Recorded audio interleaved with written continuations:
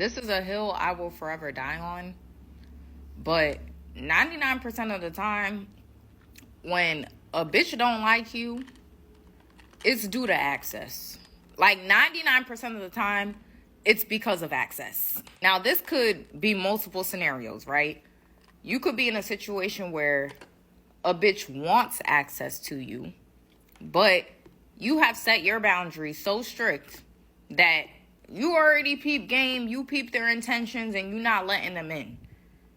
And they realize that no matter how hard they try, you're not going to give them access. So after their failed attempts, they become a hater. Now, this next scenario is a little different. And this one makes bitches act really out of whack. Like, I think it makes them act out of whack more than all the other scenarios I'm about to bring up, okay?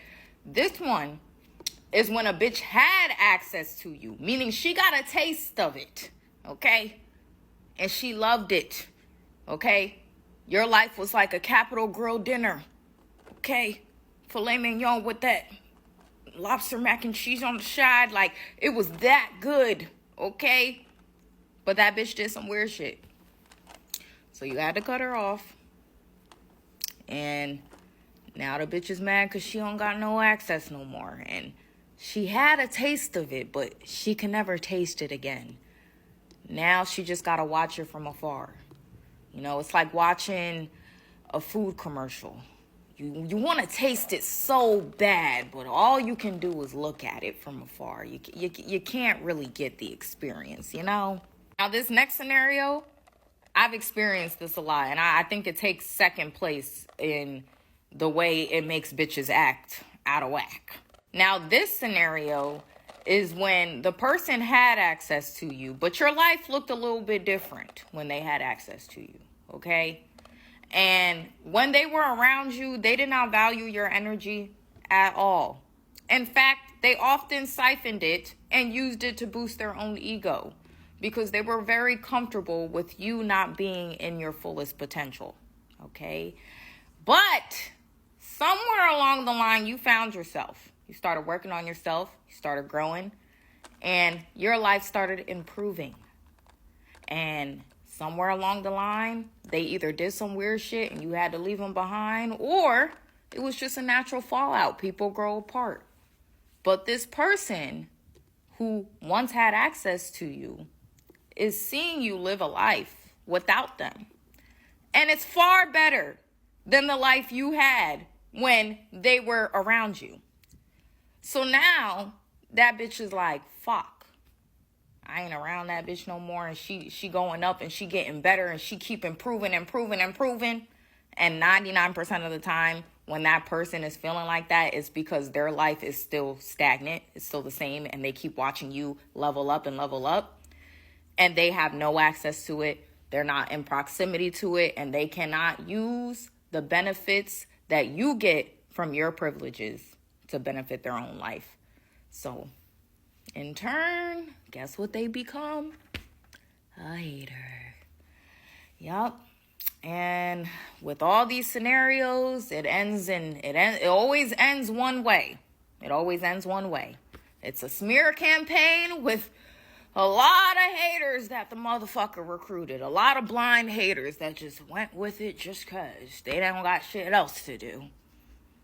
But shit, what you do in these situations, baby, is transmute that energy. Remember, everything is energy, even the hating hoes, okay? Okay? But I'm telling you, take this from me. 99% of the time, when a bitch is acting out of whack and she's a real life hater for real, like she really hating on you for real, I promise you, 99% of the time it's because of access. So I just got into a fight with my date and I just left. So, long story short, I met a guy on the app like a week ago.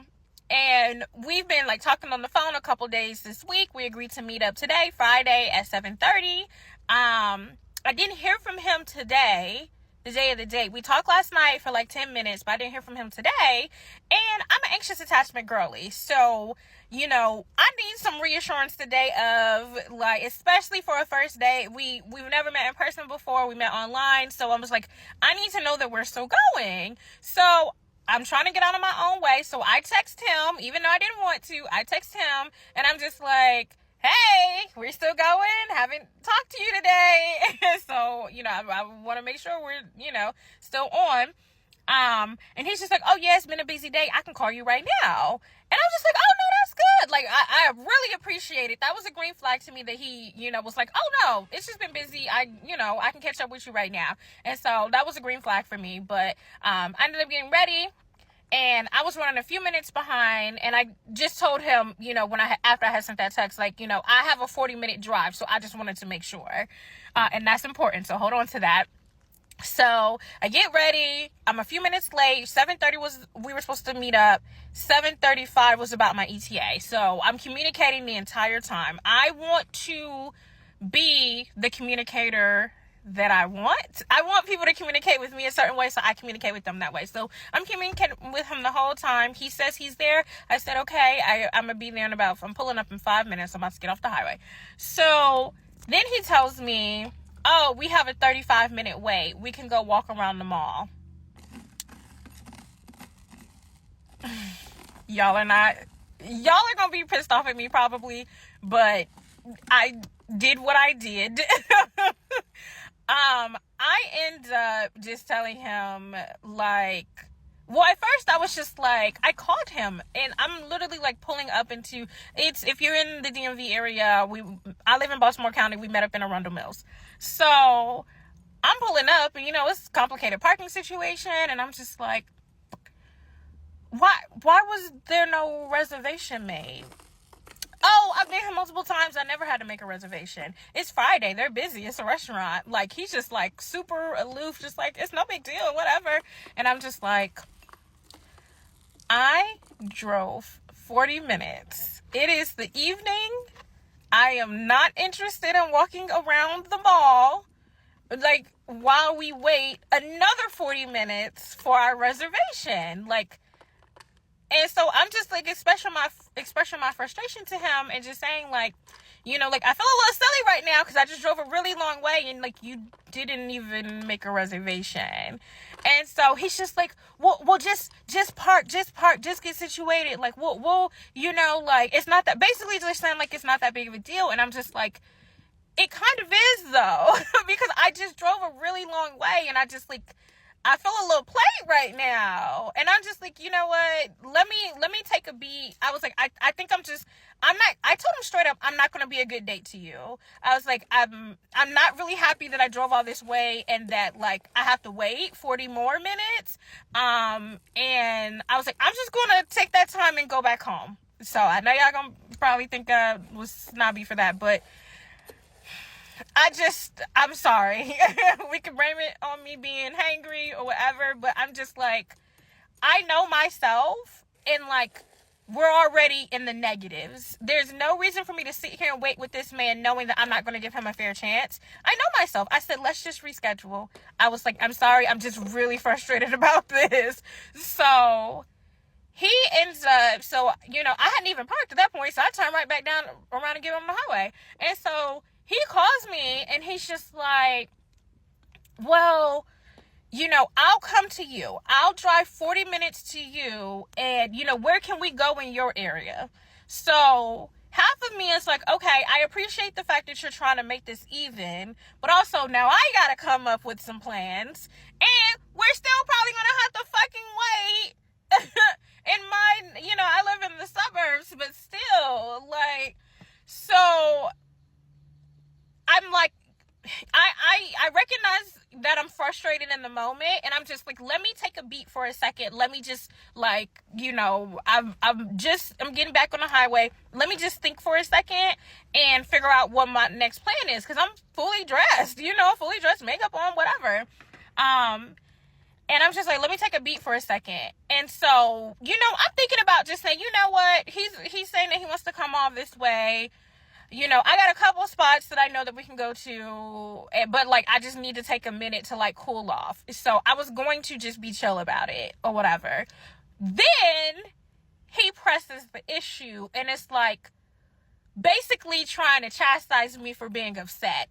And that's when I was just, I lost it. Because I'm just like, he was basically like, oh, well, if I had made a reservation and the restaurant was busy, what would you have done? And yeah, I was just like, are you being for real right now? If you made a reservation, we wouldn't have had to wait. If we had a reservation, that is the whole point of the reservation.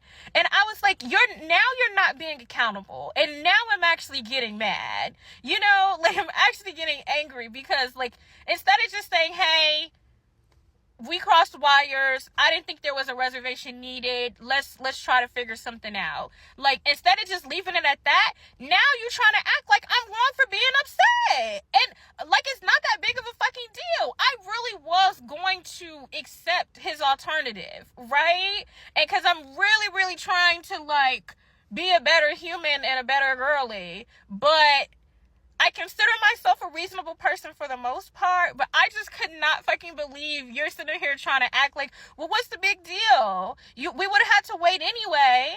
No, we wouldn't. That's not the point of the reservation. And so now I'm just like, listen, sir, I'm not trying to get into it with you about this. We can just plan something for another day at this point. Because again, I'm not gonna be a good date to you tonight. I'm really getting upset now. And so like he starts like laughing, like, well, what? I just don't get it. Like, what's the? And I said, so now it's funny to you. I went off the deep end. I'm like, so now it's funny to you. Now it's funny to you that I'm upset about this. So I was just like, you know what? You ain't even got to worry about me because now you just not being accountable at this point. And now I'm really pissed off. Before, we could have just called it up as a miscommunication, crossed wires, whatever. But now I'm pissed off because now you're like damn near making fun of the situation or like acting like I have no reason to be mad. Well, we would have had to wait anyway. Like, no, take your L and just...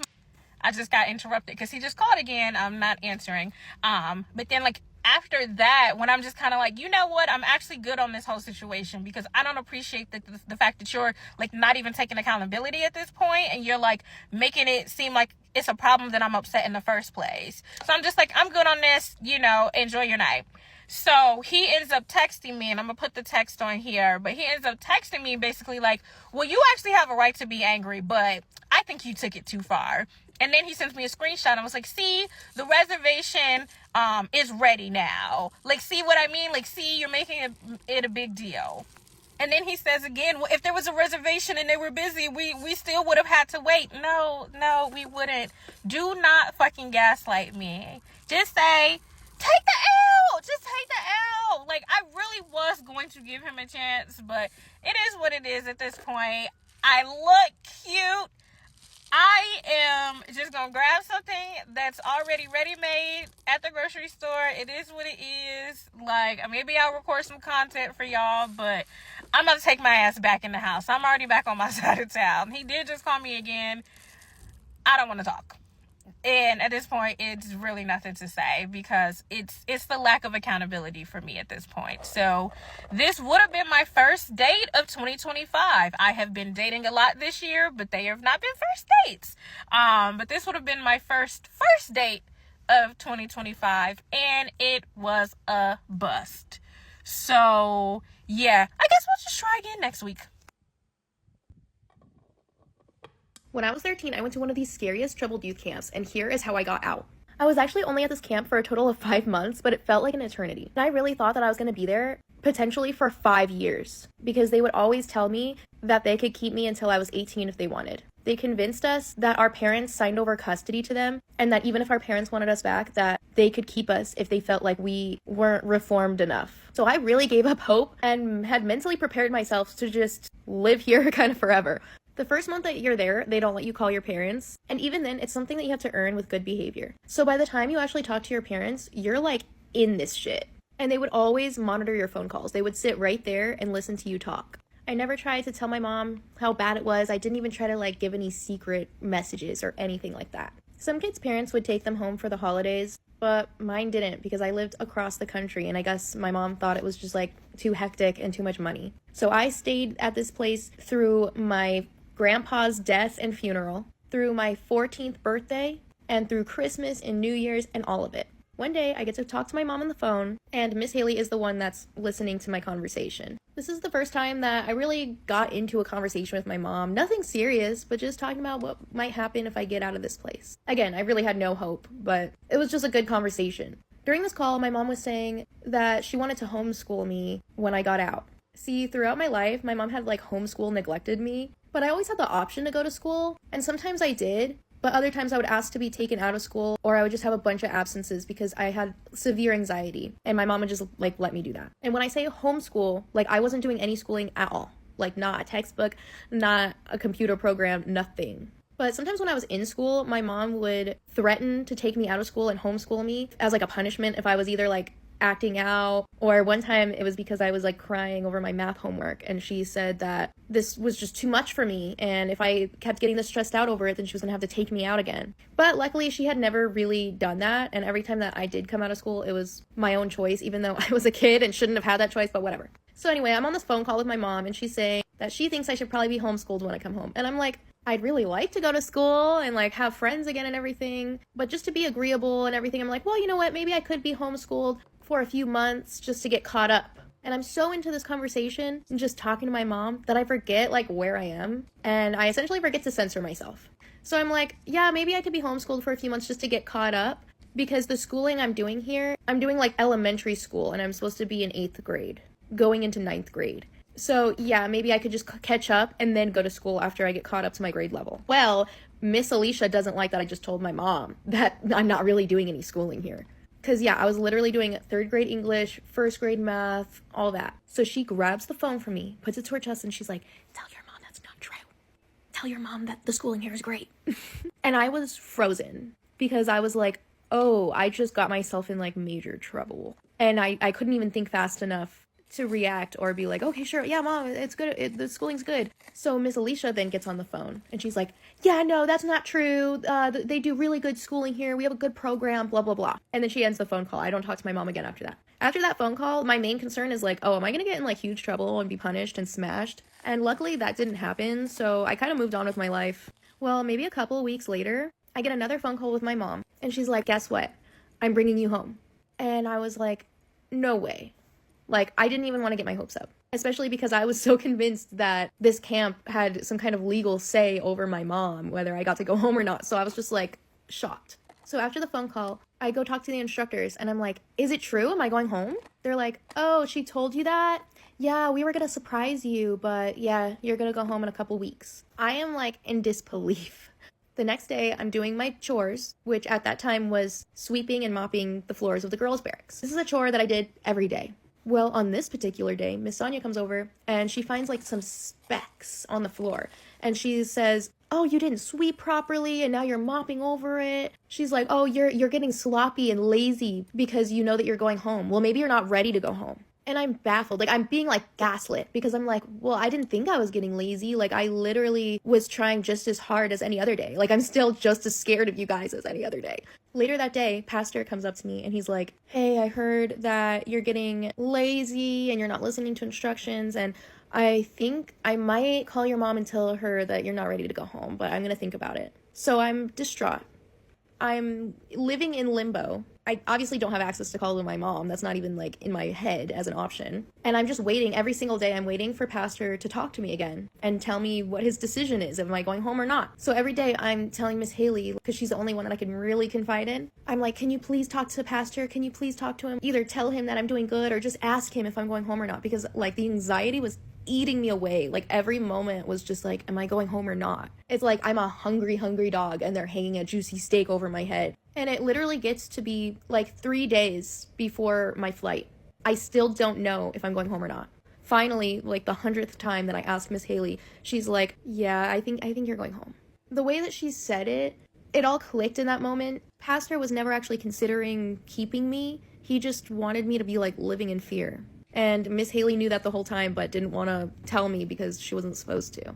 So the day of my flight comes. I don't know what time the flight is. All they said is that in the morning they were going to take me to the airport. So I have all my stuff packed. I've said my goodbyes. I'm ready to go. I'm like, when are we leaving? They're like, oh, later. So I end up going to school with the other kids, and I'm like, I'm not even supposed to be here right now. Like, I'm supposed to be gone. I keep looking at the clock, and I keep asking every time I have a chance to ask an instructor. I'm like, when am I going yet? What time? Can you just tell me a time?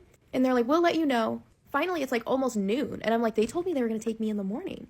I thought it was going to be like early morning. And finally, Miss Alicia and Pastor are like, okay, come on, let's go. It's time to go to the airport. So I'm like, okay. And I grab all my stuff, and now like we're in a rush.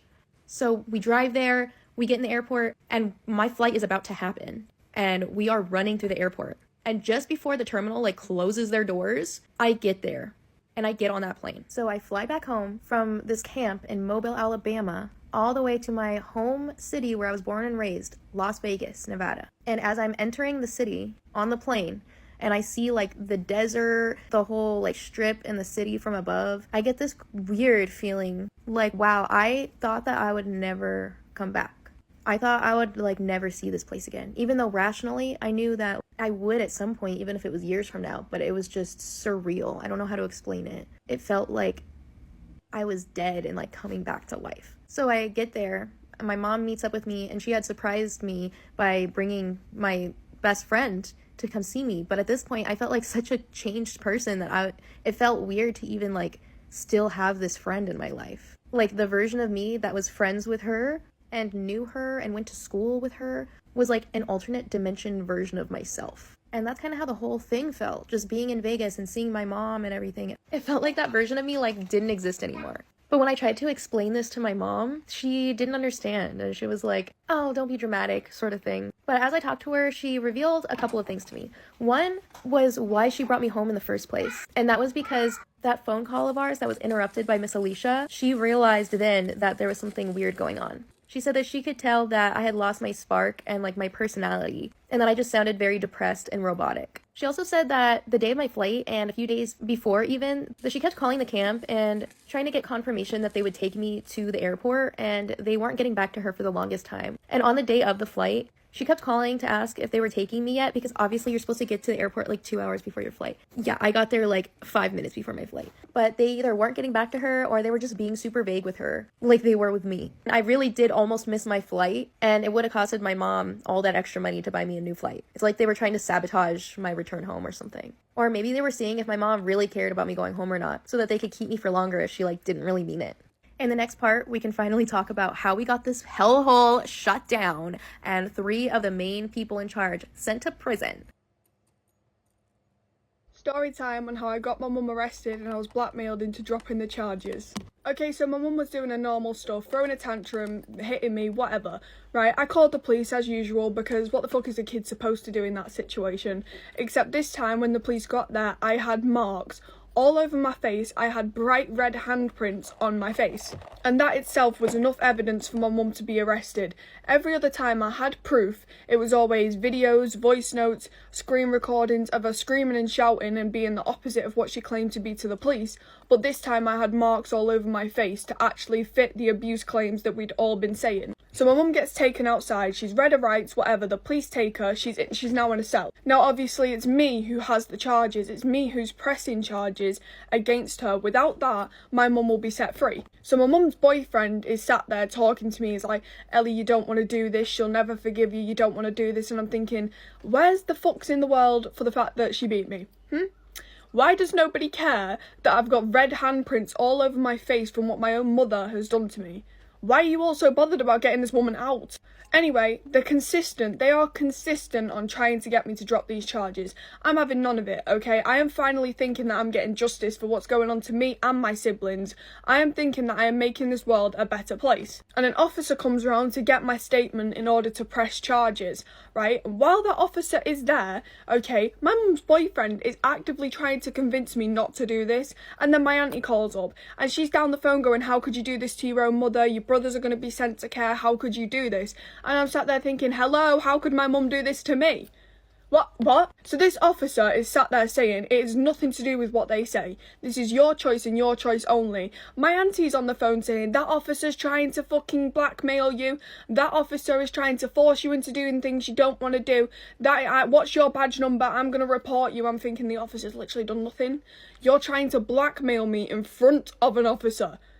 Are you okay? My mum's boyfriend is just sat on the couch across from me, sort of giving me the stare of, why are you doing this? I hate you. You know what I mean? I'm like thinking, who the fuck are you? So I'm telling the officer what's going on. Okay, I'm telling him what happened that night and he's writing it down. My auntie is still on the phone, except she's walked off with my mum's boyfriend and they're trying to talk about what they can do to get me to drop the charges. And the officer's trying to help me through it, saying it's going to be okay. I know this must be difficult for you, but it's going to be alright. No child should go through what you're going through, which is valid, true. So my mum's boyfriend comes back in and he says that my auntie's going to call me in a minute, and I'm thinking, fuck's sake, here we go, okay. So my auntie calls me and she's sat there saying, Ellie, you really don't want to do this, your mum is never going to forgive you, your siblings won't forgive you, you're taking their mother away from them, you really don't want to do this, Ellie, you're doing this wrong, this is not the way to go about it. And I'm thinking, are you guys not listening to the charges she has? She is being sent down for child abuse, for abusing her children. Okay, what? I wasn't expecting them to be on my side anyway, but to sit here and genuinely try and blackmail me out of this is crazy. So I started like arguing back and I was like, this isn't right. This isn't right that you're coming at me for this. My mum did this to me. My mum did this to me. And she's like, it doesn't matter what your mum did to you. It doesn't matter. That's your mum at the end of the day. That is your mum. Think about your siblings instead of thinking about yourself. Your siblings will go to care. You have a dad to go to. And I'm like, oh. So it's my fault my dad stuck around. My bad. Sorry. Bearing in mind, this police officer's there the whole time. He is sat at the table just watching and listening to what's going on. And my auntie's still telling me, listen, if you do this, your siblings are going to hate you forever. They're never going to forgive you. Your mum won't forgive you. Everyone will hate you forever and your siblings will go into care. That is why I dropped the charges. I did not want my siblings in care. And I didn't want them to hate me. And because I was young, I genuinely thought they would hate me. So I tell the officer I don't want to do this. And he's like, are you sure? We can just get someone to come out tomorrow, or I can come out tomorrow when people aren't doing things and saying things down your ear. We can just sort this out tomorrow if you want and leave it for tonight. My auntie is listening to this. She's still on the phone, will not leave, and she is sat there saying, do not listen to that officer. He's putting words in your mouth. He's putting things in your head. He shouldn't be doing this. This is wrong. Saying that the police officer's the one in the wrong. He literally didn't do anything. The police officer was just sat there with a laptop waiting for me to tell him the rest of what happened so he could write down my statement and it could be used in court. So anyway, I just tell the officer, no, it's fine, just leave it. Just drop everything, just leave it. So we get a call from the station the next morning that we can come and pick my mum up. So I end up going with to pick up my mum from prison where I put her. So she gets in the car and obviously I believe that I'm in the wrong. From everything that's been said to me down that phone by my mum's boyfriend, by my auntie, I genuinely believe that I was in the wrong for doing what I did. So I said to my mum when she was in the car, I'm really sorry. I'm really sorry. She wouldn't talk to me. She wouldn't talk to me. When we got home, I said again, Mum, I'm really sorry. And she was like, it's fine. It's fine. And I was like, obviously now that I'm older, I realise how fucked that situation is. Why was I the one saying sorry? Why was I the one getting given shit for putting a bad person behind bars for what they did to me? But in that situation, I genuinely did believe I was wrong, so I just kept apologising. Am I in the wrong for telling my wife to marry her expletive therapist because I'm expletive done? After our oldest son was born, my wife decided not to return from maternity leave and be a stay-at-home mom. 6 months later, we started noticing missed milestones and other concerns. We expressed our concerns to his pediatrician, who said the milestones were just guidelines and not to worry. Around this time, my wife started to get anxious and frustrated more and more. She said something was wrong with our son and we needed to help him. We went to a second pediatrician, who gave us take-home evaluations to do. They stressed out my wife, who said that she couldn't fill them out because she was afraid of accidentally answering wrong. I did my best to fill them out, but since she was a stay-at-home parent, I needed her help on certain parts, because some questions were phrased, how many times per day XYZ, and I needed information from her to answer that. She got very frustrated during this process and said I wasn't supporting her. The pediatrician diagnosed our son as autistic when he was almost 2. My wife was upset by this, and the pediatrician recommended that she see a therapist, as parents of autistic children sometimes struggle, especially the parent who spends the most time with the child. In some ways, that's the last time I ever saw my wife. Her frustration and anxiety only got worse. She's a completely different person now. She only communicates in therapy speak, and she acts like her therapist is God and that she is her prophet. Here is an example of some of the insane things her therapist has apparently told her over the years. Our son is emotionally abusive. He was 3 when she said this. because he intentionally withholds affection. I'm emotionally abusive because I canceled a date with her after she called me a loser and I didn't want to spend the evening with her. I'm sexually abusive because I told her that I didn't want to have sex with her after an argument to punish her. Fights don't turn me on, but that's my fault, I guess. I'm financially abusive because I told her that I didn't think that we could afford another baby that we ended up having anyway because she wore me down. I'm physically abusive because I put my arm out to stop her from walking into the kitchen when I was sweeping glass off the floor. Our son is physically abusive because he accidentally kicked her while throwing a tantrum. He was 5. Those are just a few examples. As I mentioned, she wanted to have another baby. I thought it was a bad idea. I have actually been trying to convince her to go back to work so that we can afford specialized care for our son. But even bringing up the idea is, you guessed it, abusive. Our second son turns a year old soon, and for the past year, my wife has acted like our older son and I are enemy forces against her and our younger son. She no longer is providing our older son with any care. I had to scale back at work so I could drop him off and pick him up from school, but that wasn't sustainable. We were bleeding money. I finally found an after-school program for him, which is expensive, but it allowed me to work the hours I need to. I told my wife that it's not fair for our older son to be ignored and treat him like he isn't around. Obviously, the baby needs more attention, but it's wrong to not give our older child any. It also isn't fair to me because I hardly ever get to interact with our younger child since I have to do all the care for our older child, and she always has the younger. She said that the therapist told her that in a way, our older son actually killed her first baby because he's the disease that replaced him. I said I don't care about her therapist. This is about our family, and she's neglecting us. She said her therapist said neglect was a weaponized term. I told her to marry her effing therapist because I'm effing done. I told her that I'm filing for divorce. She lost it when I said that. She said I can't talk about her therapist like that. I'm trying to alienate her from her support person, and that's abuse. I talked to my friend who's a lawyer to get a recommendation for a divorce lawyer.